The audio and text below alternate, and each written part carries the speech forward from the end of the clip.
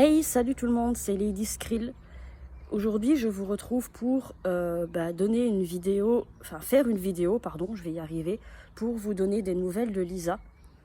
Désolée de ne pas être venue plus tôt, mais en ce moment, on a eu quelques soucis techniques avec YouTube et compagnie, donc voilà, ça a été un peu compliqué, d'où notre absence. Bon, Lisa, je vais vous expliquer pourquoi elle est absente encore, mais voilà pourquoi je ne suis pas venue donner des nouvelles plus tôt. Alors oui, on est dehors parce que je viens de me taper une crise d'asthme. J'ai pris ma ventoline et j'ai besoin de prendre l'air. Et puis ça, j'en profite pour regarder, je ne sais pas si vous le voyez, Monsieur Truffe, mon chien, voilà, qui est là, je crois que vous le voyez. Voilà, en train de faire je ne sais pas quoi. Voilà, en train de se rouler par terre, je crois. J'espère que vous le voyez parce que franchement, ça vaut le coup d'œil, il est tellement beau, mon chouchou. Alors, donc pour Lisa, les nouvelles ne sont pas très réjouissantes. Enfin, il y a du positif et du négatif. J'espère que je tiens bien mon portable. Alors, le côté positif, c'est que je ne sais pas si je vous l'avais dit, je ne crois pas, mais elle a pu rentrer chez elle. Voilà, elle est rentrée chez elle,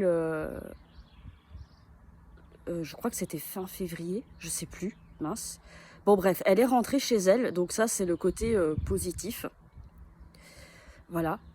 Par contre, pour le côté négatif, c'est que, eh bien, à cause des 5 jours donc qu'elle a passé en réanimation, et surtout à cause de l'opération de sa cuisse, parce que comme je le rappelle, elle a eu un espèce d'abcès à la cuisse, eh bien, son état physique en a pris un coup. Alors, vous allez peut-être me dire, c'est pas parce qu'on passe 5 jours en réanimation et qu'on se fait opérer d'une cuisse que notre physique en prend un tel coup. C'est vrai, mais dans le cas du SED, donc syndrome des lèvres dans l'os, eh bien, c'est complètement différent. Il faut savoir qu'on hésite très souvent à opérer quelqu'un qui a cette maladie. Bon, là, il n'y avait pas le choix. Hein. Naturellement, quand il n'y a pas le choix, on le fait. Mais on essaye au maximum d'éviter les opérations avec eux, justement parce que, eh ben, disons qu'ils mettent plus de temps à s'en remettre qu'une personne qui, de base, va plutôt bien physiquement. Donc, voilà.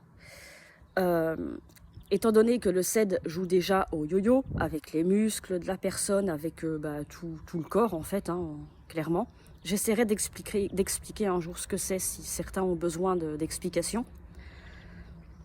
Donc comme c'est déjà une maladie qui de base joue au yo-yo, c'est-à-dire qu'un coup ça va à peu près, après ça va pas, enfin vraiment ça monte, ça descend, ça monte, ça descend, enfin le yo-yo quoi. Il faut savoir que quand on les opère, pardon, désolée, il faut savoir que quand on les opère, eh bien là c'est une grosse galère. Voilà. D'où le fait que souvent on hésite à opérer. Il faut vraiment que ce soit obligatoire pour qu'on opère une personne atteinte du SED. Et donc ici, ce qui s'est passé, c'est que Lisa, en gros, pour vous situer ce qui se passe, ses muscles ne ressemblent plus à rien si ce n'est qu'à du chocolat fondu. Voilà, elle a du mal à tenir assise. Elle ne peut plus marcher du tout pour l'instant. Elle fait de la kiné. Voilà, elle a des séances de kiné pour essayer justement de remettre tout ça un peu mieux. Donc voilà, on espère que ça va fonctionner. Hein. Mais voilà, pour vous dire, là, voilà, elle ressemble plus à chocolat mou qu'autre chose, quoi. Voilà, c'est pas génial, mais bon. Normalement, bon, ça devrait, je pense, revenir un peu. Voilà, il faut juste qu'elle fasse de la kiné, ce qu'elle fait actuellement, pour justement essayer de remuscler le corps, notamment le bas du corps, les jambes le dos, enfin remuscler un peu tout ça pour pouvoir récupérer l'autonomie. J'espère qu'elle avait avant ça. Voilà, pour les petites nouvelles. Elle a aussi d'autres aides, notamment, vous l'imaginez bien, pour tout ce qui est toilette, parce que quand on ne peut plus marcher et qu'on a du mal à tenir assis ou autre, faire sa toilette, c'est pas évident. Donc voilà. Voilà, elle a en ce moment ce genre d'aide pour l'aider. Et on espère de tout notre cœur que la kiné va porter ses fruits et qu'elle va récupérer l'autonomie qu'elle avait avant l'hospitalisation et avant ce qu'il s'est passé. En dehors de ça, bon, pour l'état psychologique, c'est pas forcément à moi de vous en parler parce que voilà, j'estime que ça c'est plus intime et c'est à elle de le faire si elle en a envie. Sauf si elle m'en donne l'autorisation un jour, j'en dirai peut-être plus, mais là, comme ça, j'estime que c'est pas à moi. Évidemment, elle est triste de voir que son état général s'est dégradé, fatalement. On ne prend jamais ça de gaieté de cœur, vous l'imaginez bien. Mais voilà, pour le reste, j'estime que c'est plus à elle d'en parler, si elle m'en donne l'autorisation, mais comme ça, de moi-même, je ne vous en parlerai pas plus. Je vous rassure, ça n'a pas empêché de m'engueuler parce que je vapote en faisant de l'asthme et je suis sortie avec mon chien il n'y a pas si longtemps courir un peu, chose que je fais très rarement. Et voilà, je me suis tapé une crise d'asthme en pleine balade parce que naturellement je n'avais pas ma ventoline sur moi et quand je lui ai dit voilà, je me suis fait légèrement engueuler. Mais bon, elle a raison, donc je lui en veux pas. Ça m'apprendra à ne pas prendre ma ventoline quand je fais ça. Voilà, donc bon, elle, voilà quoi, elle a la force de m'engueuler quand même. Donc ça va.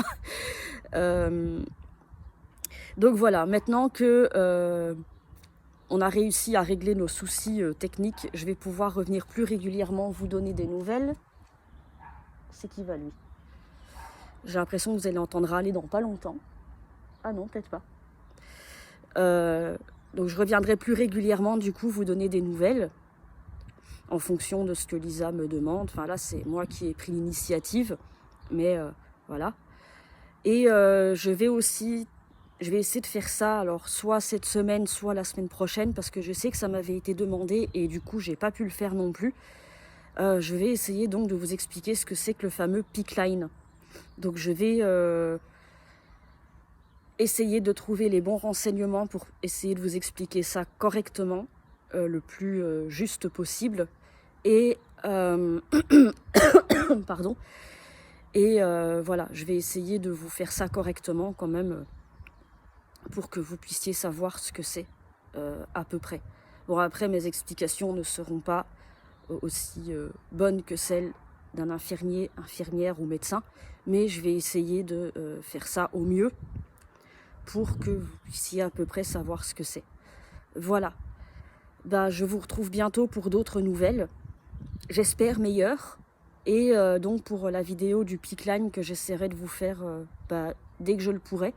Je vais essayer de vous faire ça soit à la fin de semaine ou au début de semaine prochaine, mais je vous promets, je vais essayer de vous le faire. Voilà. Lisa et moi, on vous souhaite une bonne journée. Encore une fois, désolée de ne pas être venue plus tôt donner des nouvelles. Et voilà, on vous dit à très bientôt, puisque je parle en son nom, donc voilà, elle me demande de vous dire à tous à très bientôt aussi. Et prenez bien soin de vous, faites bien attention à vous. En ce moment, voilà, c'est pas le top avec le Covid et tout ça, donc faites bien attention à vous, prenez bien soin de vous, protégez-vous et je vous retrouverai de toute façon pour la vidéo sur le PICC line et pour d'autres nouvelles de Lisa, jusqu'à ce qu'elle soit capable de venir par elle-même le faire. Voilà, à très bientôt et gros bisous.